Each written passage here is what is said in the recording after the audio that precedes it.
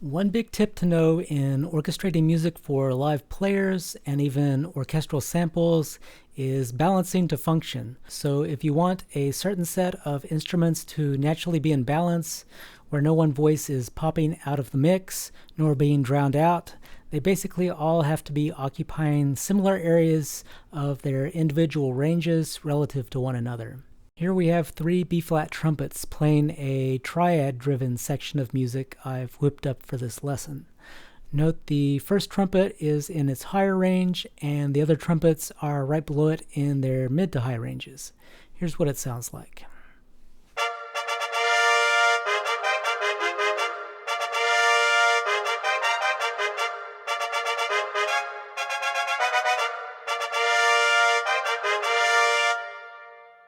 Incidentally, note that I'm writing into the part places where the players can breathe. I'm not just repeating these triplets over and over and over again.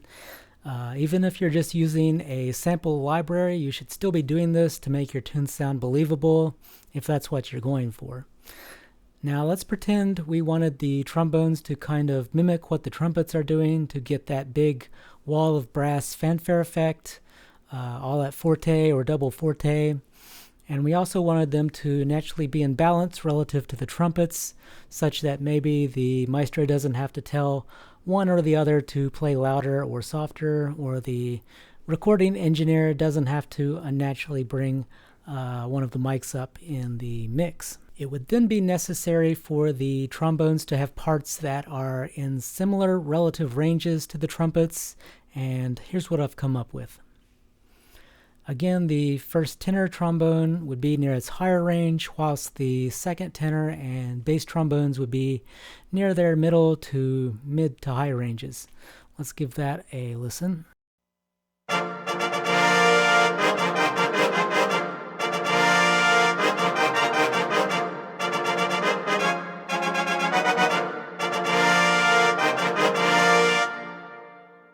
And the big trick here is just examine where each of these instruments' notes are on their respective staves after you've transposed them to their native pitches and keys. By empiric design, the notes inside the staff are their middle ranges, the notes below the staff are their lower ranges, and the notes above the staff are their upper ranges. Now I've also added a horn line that counters what the trumpets and trombones are doing, just to keep the listener interested, but I've added it not in its higher range, but more in its lower mid-range, and these parts are all transposed, by the way. That placement should keep the listener's attention more on the trumpets and trombones than on this secondary idea.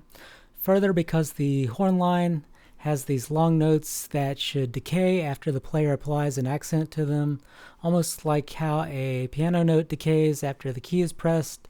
The listener's attention primarily stays with the trumpets and trombones. And in the interest of development, I let the horns mimic the trumpets and trombones in the third measure, but they are still relatively low in their range comparably. That way we're not creating a situation where the horn part unnaturally pops out of the fanfare for just one measure, creating a temporary imbalance which could be an odd sonic artifact for the listener.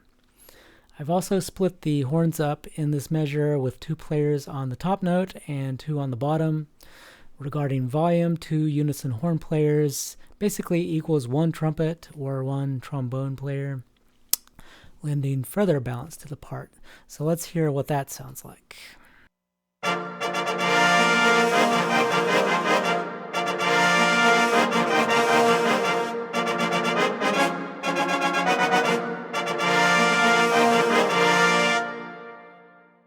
Finally, I've added a tuba, mostly mimicking the horn part down an octave.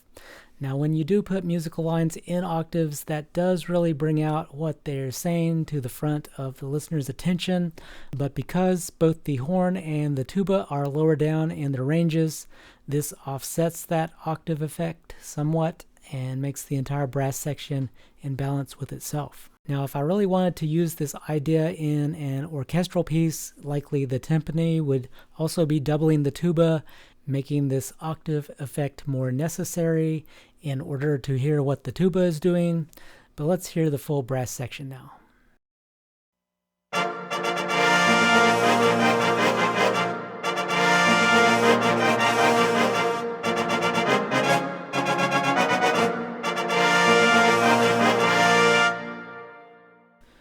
Now, why do I call this idea balancing to function?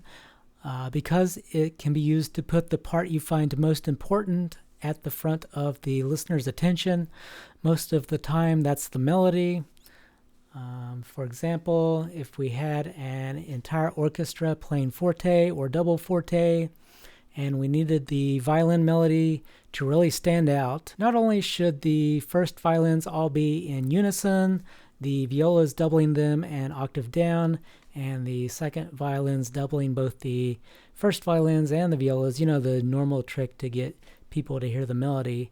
But the first violins should definitely be higher up in their respective ranges than, say, those loud trumpets, or at least the trumpets, if in their higher range, should not be playing a line that counters the melody in a busy fashion. Otherwise, that's all the listener is going to hear. One trumpet can drown out an entire violin section. Okay, this concludes this mini lesson on orchestrating for live players. Thanks for watching. We'll see you on the next one.